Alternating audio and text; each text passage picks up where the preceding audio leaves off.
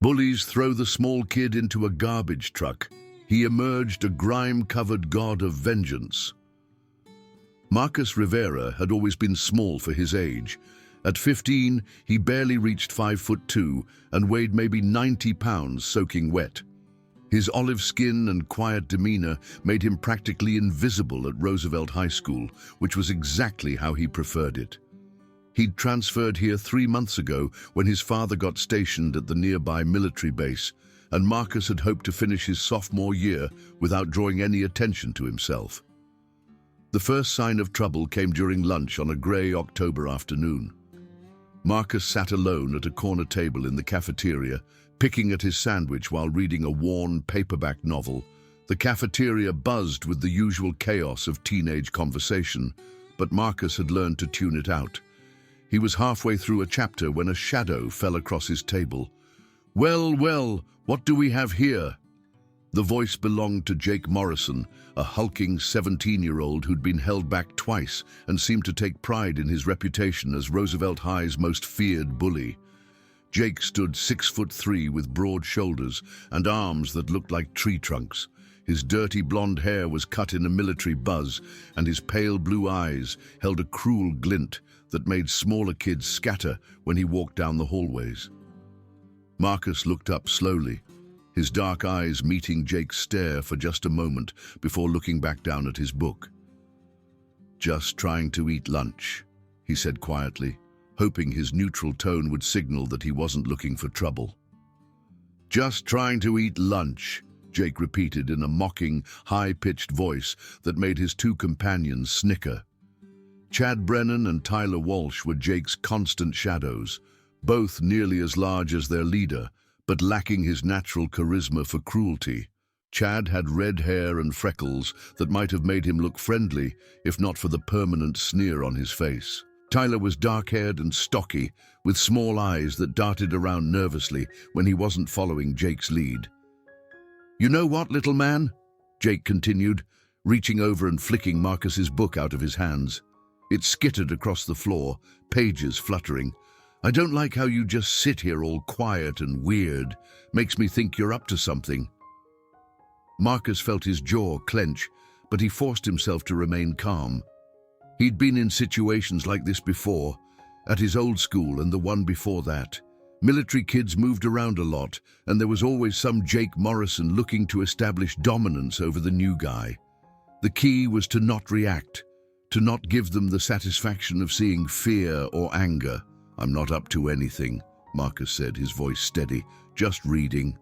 Jake's grin widened. "Oh, you're one of those book nerds, huh? What are you reading? Something about fairy princesses?"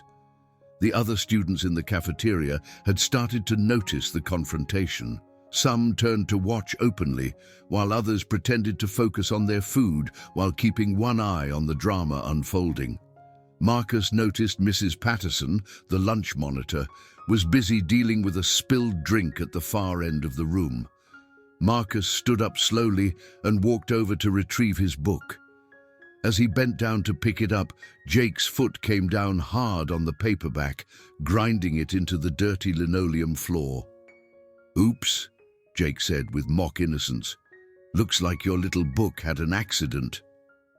Marcus straightened up, the ruined book in his hands. The cover was torn and several pages had come loose. He'd been looking forward to finishing it, but now it was destroyed. Still, he kept his expression neutral as he walked back to the table and began packing up his lunch. "Where you going, little mouse?" Chad called out. "We're just getting started." "Yeah," Tyler added, emboldened by his friend's laughter. "We haven't even learned your name yet." Marcus slung his backpack over his shoulder. "Marcus," he said simply. "Marcus," Jake repeated thoughtfully. "Well, Marcus, I think you and me are going to be good friends. Real good friends." The way Jake said it sent a chill down Marcus's spine, but he just nodded and walked away. Behind him, he could hear the three boys laughing and making comments about his size and the way he walked. Several other students were staring at him with a mixture of pity and relief that they weren't the ones in Jake's crosshairs. Marcus made it through the rest of the school day without incident, but he could feel eyes on him wherever he went. Word had apparently spread about the cafeteria encounter, and now everyone knew there was fresh meat for the predators to circle. The next few weeks fell into a predictable pattern. Jake and his friends would find Marcus between classes or during lunch and would engage in increasingly creative forms of harassment.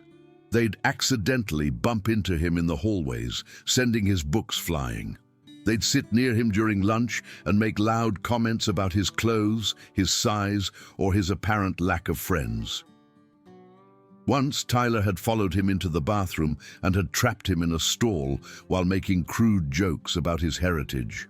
Through it all, Marcus endured silently. He'd learned long ago that fighting back only made things worse. Bullies like Jake fed on reactions, and the best strategy was to weather the storm until they got bored and moved on to easier targets. What none of them knew was that Marcus Rivera was anything but helpless. His father, Sergeant Major Carlos Rivera, was a decorated Marine Corps martial arts instructor who'd been teaching his son to fight since he was old enough to walk. Marcus held black belts in both karate and Brazilian jiu-jitsu, and had spent summers training with some of the military's elite hand-to-hand combat specialists. But his father had also taught him something more important than how to throw a punch: discipline. Violence should always be the last resort, Carlos had told his son countless times. A true warrior knows when to fight and when to walk away. Anyone can throw a punch, but it takes real strength to show restraint. Marcus believed in those words. Even as Jake's harassment grew more intense and public, he told himself that he could handle whatever they threw at him, that staying above their level made him the better person. Besides, his father was being considered for promotion to Command Sergeant Major, and the last thing Marcus wanted was to cause problems that might hurt his dad's career. The breaking point came on a cold Friday afternoon in November. Marcus was walking across the school parking lot toward the bus when he heard footsteps behind him. He turned to see Jake, Chad, and Tyler approaching with grins that made his stomach drop. "Hey, Marcus," Jake called out in a friendly voice that didn't match the malice in his eyes. "We've been thinking about you a lot lately." Marcus glanced around the parking lot. Most of the other students had already caught their buses or driven away, and the few remaining were too far away to help, even if they wanted to. The closest teacher was Mr. Johnson, who was walking toward his car on the other side of the lot with his headphones in. "Look, I don't want any trouble," Marcus said, taking a step back. "Trouble?" Jake laughed. "Who said anything about trouble? We just want to show you something cool." Before Marcus could react, Chad grabbed his left arm while Tyler seized his right. They weren't being particularly rough yet, but their grip was firm enough to make it clear he wasn't going anywhere. "There's this really neat garbage truck over there," Jake said, pointing toward the far end of the parking lot where a large waste management vehicle sat with its backloader open. "We thought you might want to take a closer look." Marcus's heart began to race as they marched him toward the truck. "Come on, guys," he said, trying to keep his voice calm. "This isn't funny." "Oh, but it is," Jake replied. "It's hilarious. See, we've been trying to figure out what you are, Marcus. Are you just really shy? Are you scared? Or are you actually as pathetic as you look?" They were halfway to the garbage truck now, and Marcus could smell the stench of rotting food and other waste. The vehicle was one of those rear-loading models with a large hopper that could be hydraulically lifted and dumped. Right now, the hopper was lowered and open, filled about halfway with bags of garbage from the school cafeteria. "I think you're just pathetic," Jake continued conversationally. "I think you're the kind of kid who'll take whatever we dish out and just whimper about it. The kind of kid who belongs with the rest of the trash." Marcus felt a spike of anger at those words, but he forced it down. His father's voice echoed in his head. "Control your emotions, or they'll control you." They reached the garbage truck, and Jake nodded to his friends. Chad and Tyler tightened their grip on Marcus's arms and began lifting him toward the open hopper. "Wait," Marcus said, his calm finally cracking. You can't be serious. Dead serious, Jake said. I want to see if you'll actually do something about it, or if you'll just take it like the little mouse you are. Marcus looked around desperately. The parking lot was nearly empty now, and the few people he could see were too far away to help. Mr. Johnson had reached his car and was fumbling with his keys, completely oblivious to what was happening. Please, Marcus said, hating how the word sounded coming out of his mouth. Just let me go. Jake's grin widened. There it is, the begging. I knew you had it in you. Chad and Tyler lifted Marcus higher, and suddenly he was being pushed headfirst into the garbage hopper. Bags of wet, stinking refuse surrounded him as he landed hard on his shoulder. The smell was overwhelming: rotting fruit, spoiled milk, and other unidentifiable organic waste that made his eyes water and his stomach lurch. Fits right in, doesn't he? Jake's voice echoed from above. Right where he belongs. Marcus heard the sound of the hydraulic system starting up, and panic shot through him as he realized they were actually going to dump him with the garbage. He scrambled to get his feet under him, slipping on wet garbage bags as the hopper began to tilt upward. "Jake, stop!" he shouted, all pretense of calm abandoning him. "This is insane!" But Jake just laughed as the hopper continued to rise. Marcus found himself sliding backward as bags of garbage tumbled around him. His clothes were already soaked with foul-smelling liquid, and he could feel things squishing under his hands as he tried to find purchase. The hopper reached its peak angle, and Marcus felt himself falling backward into the main compartment of the truck, along with dozens of garbage bags. He landed hard on his back, the wind knocked out of him, surrounded by the school's refuse in a space that reeked of decay and rot. For a moment, everything was silent, except for the sound of the hydraulic system lowering the hopper back into position. Then Marcus heard Jake's voice, muffled but still audible through the truck's walls. "Let's see how long it takes maintenance to find him," Jake said, and Marcus could hear the satisfied smirk in his voice. "Maybe this'll teach him some respect." Marcus lay there in the darkness for several minutes, breathing through his mouth to avoid the worst of the smell. His clothes were ruined, his dignity was in shreds, and he was covered in garbage juice that he didn't want to think too hard about. But more than anything else, he was angry. For 3 months, he'd endured Jake's harassment with patience and restraint. He'd followed his father's teachings about avoiding violence and taking the high road.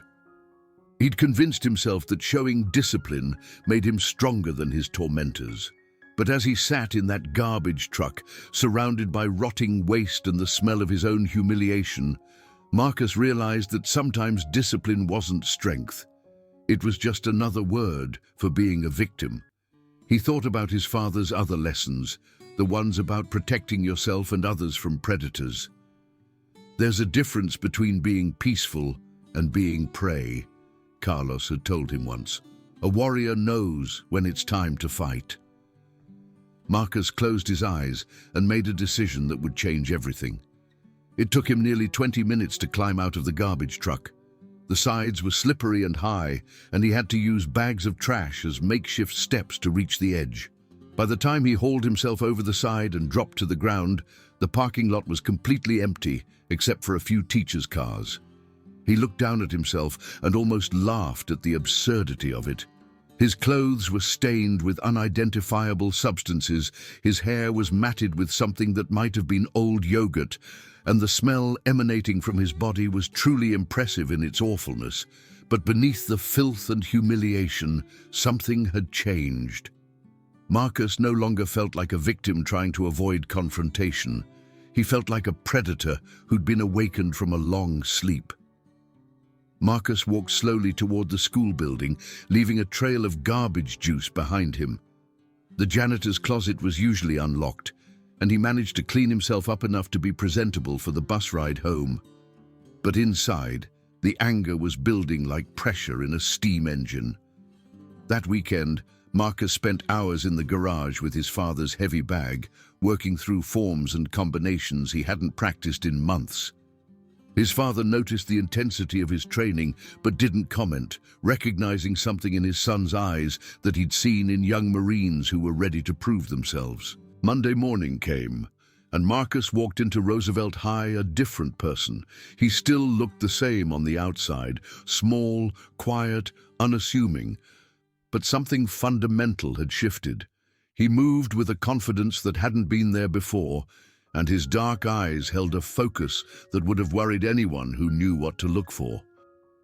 Jake and his friends were waiting by Marcus's locker, probably expecting to see their victim cowed and broken from Friday's humiliation. Instead, they found a boy who looked them in the eye without flinching. "Well, well," Jake said with his usual cruel grin. "If it isn't the garbage boy. How was your weekend? Still smell like trash to me." Chad and Tyler snickered, but Marcus noticed that their laughter sounded a little forced. Something about his posture or expression was making them uncomfortable, though they couldn't quite put their finger on what. "It was educational," Marcus said calmly, opening his locker and pulling out his books. Jake frowned at the response. He'd been expecting fear, embarrassment, maybe some tears. Instead, Marcus seemed almost relaxed. "Educational, huh?" Jake stepped closer, trying to intimidate through proximity. "What do you learn? That you belong with the garbage?" Marcus closed his locker and turned to face Jake directly. The hallway around them had gone quiet as other students sensed the tension and stopped to watch. "I learned that some people mistake patience for weakness," Marcus said, his voice carrying clearly in the sudden silence. "And I learned that sometimes you have to teach them the difference." For the first time since Marcus had known him, Jake looked uncertain. There was something in the smaller boy's tone that didn't match his size or his history of passive acceptance. "Is that a threat?" Jake asked, trying to reclaim his aggressive posture. "It's a promise," Marcus replied simply. "The confrontation might have escalated right there, but Mrs. Henderson chose that moment to round the corner and start shooing students toward their first period classes." Jake shot Marcus a look that promised retribution later, but Marcus just smiled and walked away. The day passed slowly, with Marcus feeling hyper-aware of every interaction, every glance, every whispered conversation. He could sense that word was spreading about the hallway exchange, and he knew that Jake would feel pressured to make a dramatic response to maintain his reputation. The opportunity came during gym class. Coach Williams had the students playing basketball, and Marcus found himself on the court with Jake's crew. It would have been easy for them to engineer an accident, a hard foul, an elbow to the ribs, something that would look unintentional to the coach. But when Tyler tried to body check Marcus during a rebound, something unexpected happened. Marcus smoothly sidestepped the larger boy's charge and watched with satisfaction as Tyler crashed into the wall behind the basket. When Chad attempted a similar move a few minutes later, Marcus dropped low and swept the redhead's legs, sending him sprawling across the court. Both incidents looked like normal basketball plays to Coach Williams, but Jake was beginning to realize that his usual victim wasn't behaving according to script. The final confrontation came after school, and Marcus knew it was inevitable. Jake's reputation was built on fear and dominance, and Marcus's new attitude was a direct challenge to that foundation. Something had to give. Marcus was walking toward the bus when he heard Jake's voice behind him. "Rivera, we need to talk." Marcus turned to see Jake striding across the parking lot with Chad and Tyler flanking him. But this time, they weren't alone. Word of the morning's exchange had spread, and at least 30 students had gathered to watch what everyone expected to be Marcus's destruction. "You've been acting real tough today," Jake said as he approached. "Talking big, playing games in gym class. I think it's time somebody reminded you of your place." Marcus set down his backpack carefully and turned to face his tormentors. The crowd of students formed a loose circle around them, some pulling out phones to record what they assumed would be a brutal beating. "My place?" Marcus asked, his voice carrying clearly across the parking lot. "And where exactly is that?" "Right where we put you Friday," Jake snarled, "in the trash with the rest of the garbage." That was the moment Marcus had been waiting for. The mention of Friday's humiliation, delivered in front of half the school, crossed the final line his father had taught him to draw. "You know what, Jake?" Marcus said, rolling his shoulders to loosen them up. "I think it's time you learned something about me." Jake stepped forward, raising his fist in what was probably meant to be an intimidating gesture. "Yeah? What's that, little man?" Marcus smiled, and for the first time in months, it was completely genuine. "I'm not as helpless as I look." Jake swung first, a wide, looping punch that might have been devastating if it had connected. But Marcus had been expecting it, and he ducked under the blow so smoothly that Jake stumbled forward from his own momentum. Before Jake could recover his balance, Marcus's fist drove into his solar plexus with surgical precision. The larger boy doubled over, gasping for air, and Marcus followed up with a perfectly placed uppercut that snapped Jake's head back and sent him staggering. The crowd erupted in shocked gasps and excited shouts. No one had expected the small, quiet kid to actually fight back, much less to land such clean hits on Roosevelt High's most feared bully. Chad recovered from his surprise first and charged at Marcus with a wild swing. Marcus sidestepped the punch and grabbed Chad's extended arm, using the redhead's own momentum to flip him over his shoulder in a textbook judo throw. Chad hit the asphalt hard and lay there groaning.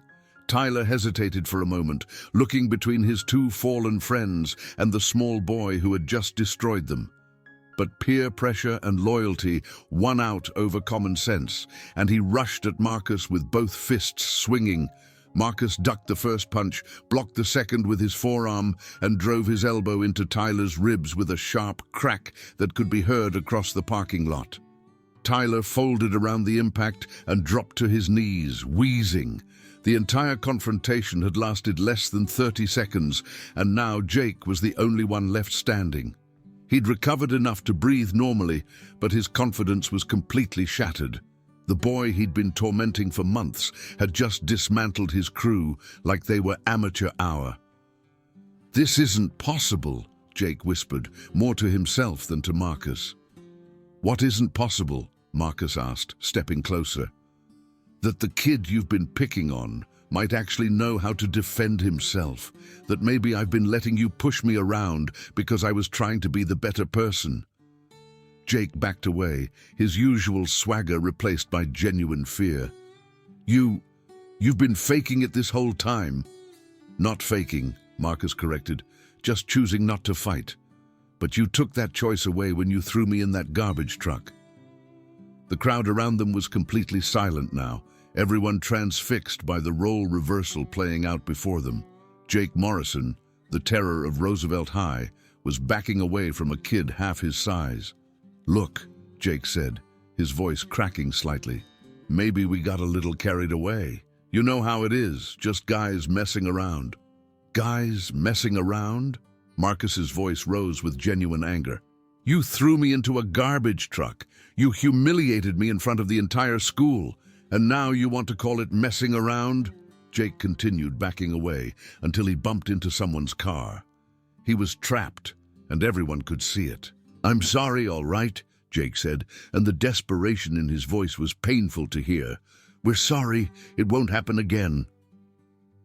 Marcus studied Jake's face for a long moment, seeing genuine fear there for the first time. Part of him wanted to finish this, to give Jake a taste of the humiliation he'd been dishing out for months, but his father's voice echoed in his head again. "Know when to fight, and know when you've already won." "You're right," Marcus said finally. "It won't happen again.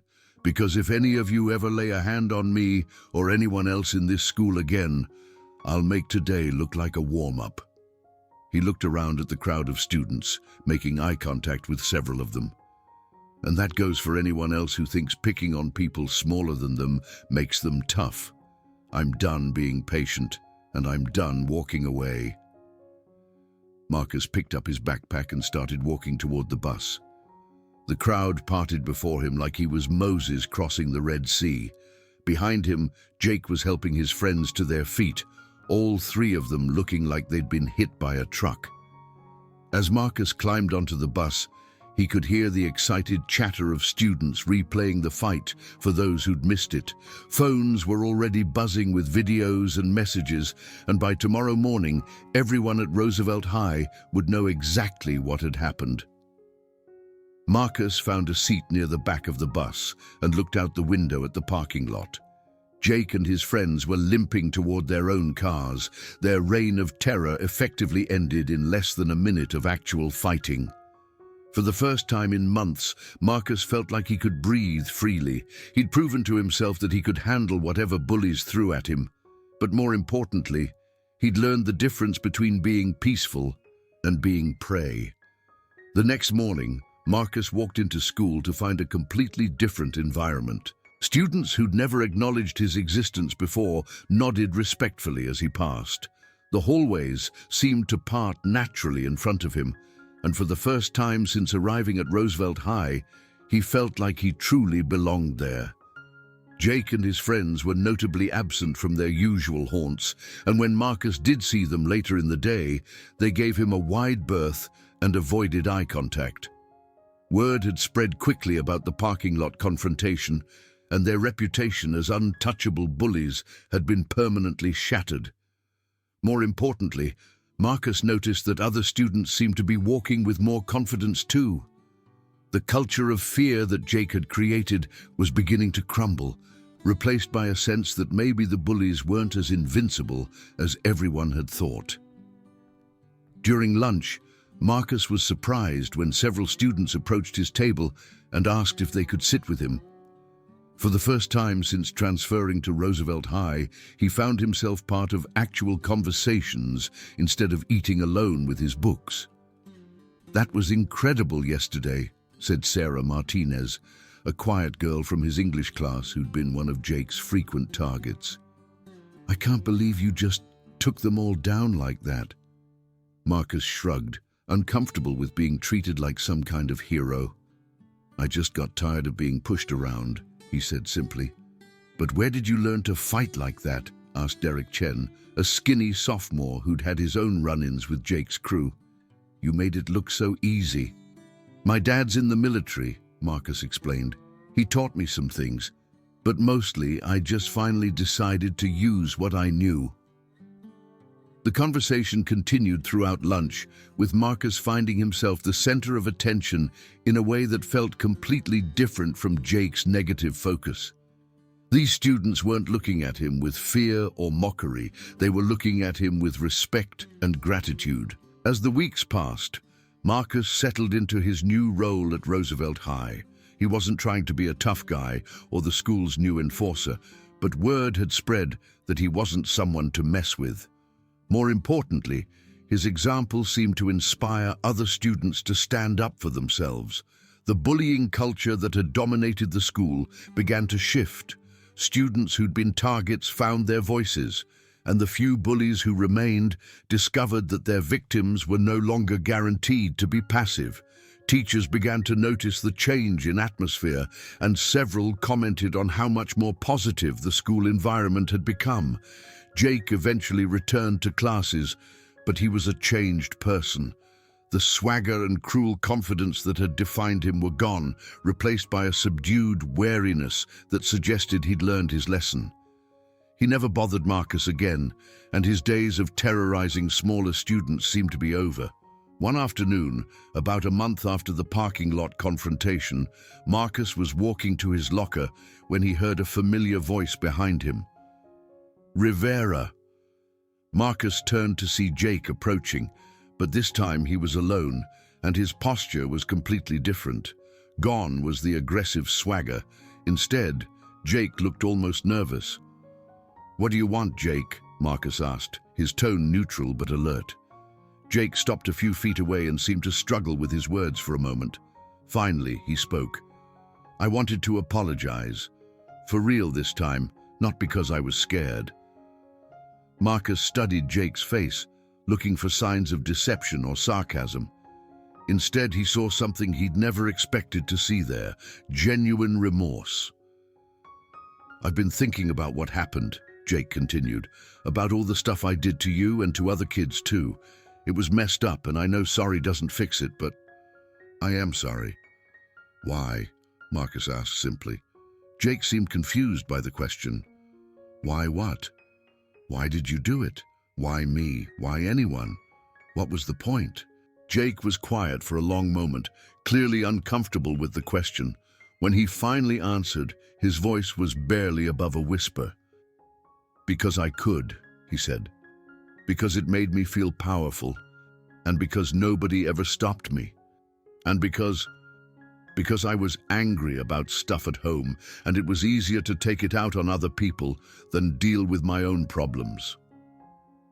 Marcus nodded slowly. It wasn't an excuse, but at least it was honest. "The thing is," Jake continued, "when you fought back, when you showed everyone that I wasn't as tough as I pretended to be, it was actually kind of a relief, like I didn't have to keep pretending to be this person I didn't really want to be." "So what now?" Marcus asked. Jake shrugged. "Now I try to figure out who I actually am when I'm not trying to scare people, and I try to make up for some of the damage I did." Marcus extended his hand, and after a moment's hesitation, Jake shook it. "Just remember," Marcus said, "being strong doesn't mean hurting people who can't fight back. Real strength is protecting people who need help." Jake nodded, and Marcus could see that the words had hit home. As Marcus walked away from that conversation, he realized that his transformation at Roosevelt High was complete. He'd gone from victim to victor, but more importantly, he'd learned that true strength wasn't about dominating others. It was about standing up for what was right and inspiring others to do the same. The garbage truck incident that had seemed like the ultimate humiliation had actually been the catalyst for his growth. Sometimes, Marcus reflected, you had to hit rock bottom before you could climb your way back to the top. And as he looked around at the changed atmosphere of Roosevelt High, at students walking with confidence and former bullies learning to be better people, Marcus knew that emerging from that garbage truck covered in filth had been worth it. He'd found his strength, discovered his voice, and learned that sometimes the smallest person in the room can make the biggest difference. The transformation was complete, and Marcus Rivera was no longer the quiet, overlooked kid who transferred to Roosevelt High 3 months ago. He was a young man who knew his worth, understood his power, and had the wisdom to use both responsibly. And that, he realized, was the most important lesson of all.